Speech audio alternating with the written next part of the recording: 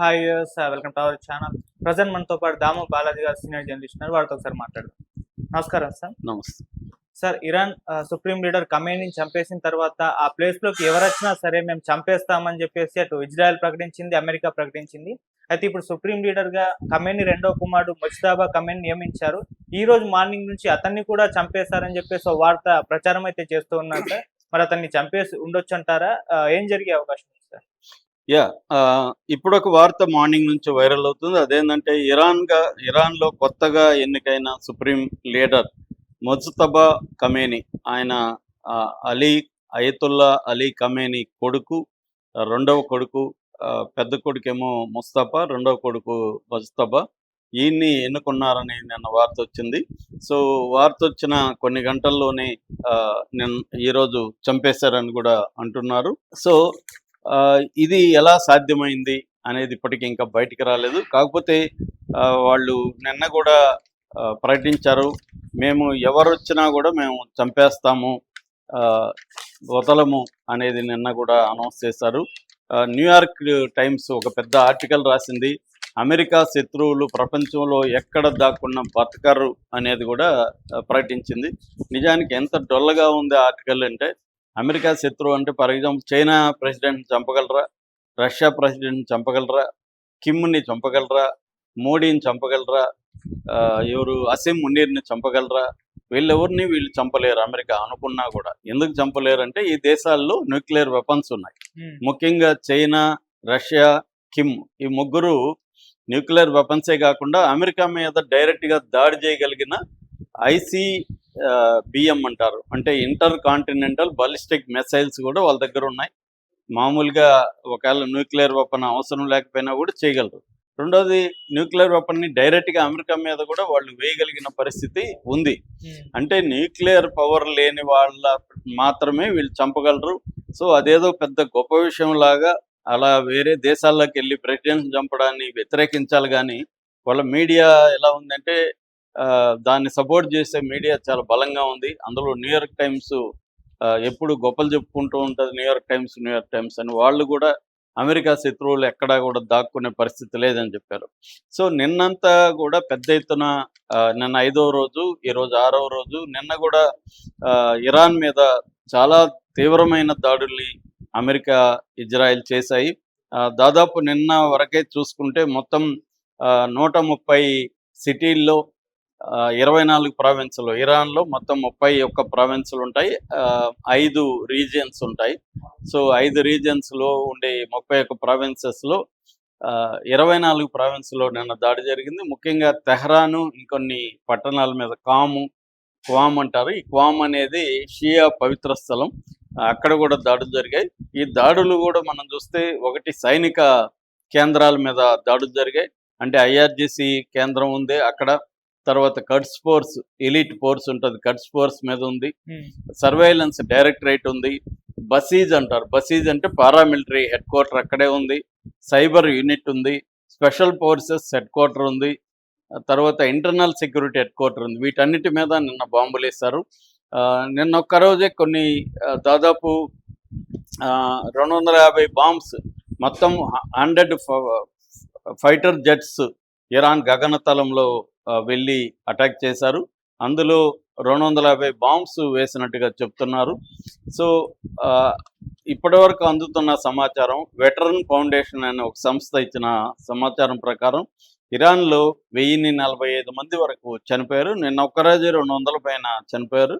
అందులో ముస్తబా కూడా ఉన్నాడు అనేది ఇప్పుడు వార్తలు వస్తున్నాయి. ఎందుకంటే వాళ్ళ టార్గెట్ ఏంటంటే రిజిమ్ చేంజ్ అనేది ప్రధాన టార్గెట్గా కనబడుతుంది. అంటే మామూలుగా అయితే వార్ ఆఫ్ అట్రిషన్ అంటారు. వార్ ఆఫ్ అట్రిషన్ అంటే అర్థమైందంటే శత్రువుని బలహీనపరిచేదానికి చేసే యుద్ధాన్ని వార్ ఆఫ్ అట్రిషన్ అంటారు.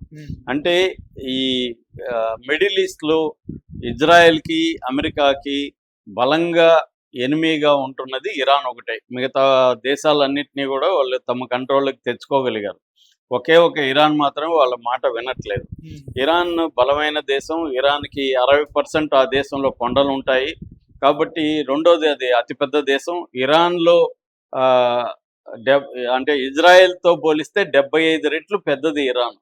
అంటే 7400% పెద్దదన్నమాట ఇరాన్. అంత ఇరాన్ని దెబ్బ కొట్టడం అనేది ఇజ్రాయెల్కి సాధ్యం కాదు. ఇజ్రాయెల్ ఏమో చిన్న దేశం, ఒక చోట అయితే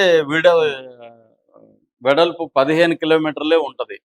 సో అటువంటి దేశాన్ని ఇరాన్ దెబ్బ కొట్టడం ఈజీ, ఇజ్రాయెల్ ఇరాన్ని ఒంటరిగా దెబ్బ కొట్టడం కష్టం. 12 రోజుల యుద్ధం లాస్ట్ జూన్లో జరిగినప్పుడే అర్థమైపోయింది. అందుకని ఈసారి ఇజ్రాయెల్ ఏం చేస్తుందంటే అమెరికాని రంగంలోకి దింపింది. ఎందుకంటే అమెరికా అనేది సుపీరియర్ ఎయిర్ ఫోర్స్, ప్రపంచంలోనే అత్యుత్తమ ఎయిర్ ఫోర్స్ ఉండేది కానీ నేవల్ ఇది ఉండేది కానీ అమెరికాకే. కాబట్టి అటువంటి అమెరికాని ఢీకొనడం అనేది ఇరాన్కి జన్మలో సాధ్యం కాదు. కాబట్టి అమెరికాను రంగంలోకి దించడానికి ప్లాన్ చేసింది. ఈయన ఎప్స్టీన్ ఫైల్స్లో ఇరుక్కున్నాడు కాబట్టి ట్రంప్ ఆ ఎప్స్టీన్ ఫైల్స్ను ఉపయోగించుకొని, ఎప్స్టీన్ ఫైల్స్ వెనక ఎప్స్టీన్ అనేవాడు, జెఫ్రీ ఎప్స్టీన్ అనేవాడు ఇజ్రాయెల్ స్పై అని, మొసాద్ ఏజెంట్ అనేది కూడా వార్తలు వచ్చాయి. సో దాన్ని ఉపయోగించుకొని అతను, ఎందుకంటే బయటకు వస్తే అతను జైలుకి పోయే అవకాశం ఉంది. ట్రంప్ పెడోఫైల్, చిన్న చిన్న మైనర్ బాలికలతో అంతా అతను బిహేవ్ చేసిన, ఇది అబ్యూస్ చేసింది, ఇది ఖచ్చితంగా అతను జైలుకి పోతాడు. ఆ ఫైల్స్ అన్నీ వాళ్ళ దగ్గర ఉన్నాయి. అది ఉపయోగించుకొని ట్రంప్ను బెదిరిస్తున్నారు అనేది ఇప్పుడు ప్రపంచవ్యాప్తంగా, ఈవెన్ అమెరికాలో 80% కూడా అదే నమ్ముతున్నారు. సో అలాగా ఉపయోగించుకొని ట్రంప్ని ఇరాన్ మీద అటాక్ చేశారు. ఇజ్రాయెల్కి ఏంటంటే ఇరాన్ బలహీనపడడం అవసరం. సో ఇరాన్లో ముఖ్యంగా ఏంటంటే దీన్ని ఉపయోగించుకొని ట్రంప్ కూడా ఏమనుకుంటున్నాడంటే రిజీమ్ చేంజ్ చేయాలని ఇది ట్రంప్ కూడా అనుకుంటున్నాడు. అంటే ఇప్పుడున్న నాయకత్వాన్ని మొత్తం తుడిచిపెట్టుకొని పోతే అప్పుడు కొత్త నాయకత్వాన్ని తీసుకురావచ్చు, మన కంట్రోల్లో వాళ్ళు ఉంటారు. ఎందుకంటే ఎవడు నాయకుడైనా వాడిని చంపేస్తూ వస్తే మిగతా అవ్వాలి అనుకున్న వాళ్ళు భయపడతారు కదా. అప్పుడు ఆల్రెడీ ఒక వర్గం సిఐతో టచ్లోకి వెళ్ళిందని కూడా వార్తలు వస్తున్నాయి. వాళ్ళు ప్రకటించారు కూడా, అమెరికా వాళ్ళు ప్రకటించారు. సిఐతో ఇరాన్లో ఉండే ఒక నాయకత్వ బ్యాచ్ ఒకటి వచ్చారు అని చెప్పి. ఆల్రెడీ సిఐ ఇతర ఇరాక్ ఈ ప్రాంతంలో ఉండే కుర్దిస్తాన్ కోసం పోరాడే వాళ్ళని కూడా రెచ్చగొడుతున్నారు. అట్లాగే పహ్లవ్ అని ఉన్నాడు, ఈ షా కొడుకు, అతను వాళ్ళకి సంబంధించిన బ్యాచ్ కూడా రంగంలోకి దిగుతుంది. అంటే ఇరాన్ ప్రజల్ని ఇరాన్ నాయకత్వంతో విడదీసి, ఇరాన్లో ప్రజల్లో తీవ్రమైన, చాలామంది ప్రజల్లో తీవ్రమైన వ్యతిరేకత ఈ ప్రభుత్వం పట్ల ఉంది. ఎందుకంటే అణచివేత ఉంది, ఫ్రీడమ్ లేదు, ముఖ్యంగా మహిళలకి. దాని తర్వాత ఎకనామిక్గా చాలా దారుణమైన పరిస్థితి ఉంది, ఇన్ఫ్లేషన్ ఉంది, షాపులు నడిపే పరిస్థితి లేదు, ప్రజలు బతికే పరిస్థితి లేదు. దీన్ని ఉపయోగించుకొని అక్కడ అసంతృప్తిని ఇంకా బాగా రెచ్చగొట్టి అవసరమైతే ఆ పహ్లవ్ని తీసుకొచ్చి ప్రభుత్వాన్ని మార్చాలి అనేది ప్లానింగ్ ఉంది. ఈ ప్లాన్లో భాగంగా ఇప్పటి వరకు 50 మంది టాప్ లీడర్స్ని చంపేశారు. సో ఇంతకుముందు కూడా లాస్ట్ ఇయర్ కూడా ఒక 50-60 మంది టాప్ లీడర్స్ని చంపేశారు. సో అలాగా ఇప్పుడు ఎవరు వచ్చినా ఖమేనీ ప్లేస్లకి అతన్ని చంపేస్తే రావడానికి భయపడతారు, ఒకవేళ వచ్చినా కూడా మనతో సరెండర్ అయిపోతారు అనేది అమెరికా ఇజ్రాయెల్ వ్యూహంగా కనిపిస్తుంది. అందుకనే ఇప్పుడు ముస్తఫా ఖమేనీని కూడా చంపేశారు అన్న వార్తలు అయితే వైరల్ అయితే అవుతున్నాయి. ఈ నేపథ్యంలో మొత్తం ఇప్పుడు ప్రపంచవ్యాప్తంగా కూడా ఈ సంక్షోభం అనేది, ఇరాన్ ప్లాన్ చేసింది ఏంటంటే నేను మునిగిపోతే ప్రపంచం కూడా మునిగిపోవాలి నాతో పాటు. సో నేను ఒక్కడే దెబ్బ తగలకూడదు, మీకందరికి కూడా తగలాలని ఇప్పుడు గల్ఫ్ కంట్రీస్లో తన మిత్ర దేశాలైన ఖతారు, తర్వాత ఒమన్ లాంటి దేశాల మీద కూడా అది అటాక్ చేస్తుంది. సో ఈ దెబ్బకి అక్కడ ఉన్న గల్ఫ్ కంట్రీస్ అంతా కూడా అమెరికా మీద, ఇజ్రాయెల్ మీద ప్రెజర్ తేవాలనేది ఇరాన్ వ్యూహం. దానివల్ల ఏమవుతుందంటే హార్ముజ్ జలసంధిని కూడా ఇప్పటివరకు చరిత్రలో ఎప్పుడు మూయలేదు, ఇప్పుడు మూసేసింది. ఓన్లీ చైనా షిప్పులు మాత్రమే అలో చేస్తుంది, మిగతావి ఏవి అలో చేయట్లేదు. సో ఈ రకంగా ఇది ప్రపంచ క్రైసిస్గా మారుతుంది.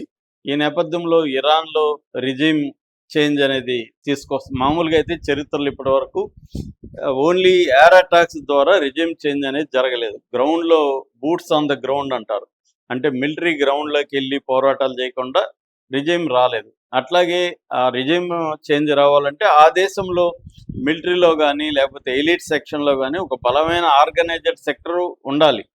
అది కూడా ఇరాన్లో ఇప్పటి వరకు కనబడలేదు. దాన్ని క్రియేట్ చేయడానికి ఇప్పుడు అమెరికా ట్రై చేస్తుంది. సో ఇది సక్సెస్ అవుతుందా లేదా అనేది చూడాలి. ఈ నేపథ్యంలో అజితబా ఖమేనీని కూడా చంపేశారు అన్న వార్త అయితే వస్తుంది. ఇది ఇంకా నిర్ధారించబడలేదు. Okay sir. Thank you so much sir.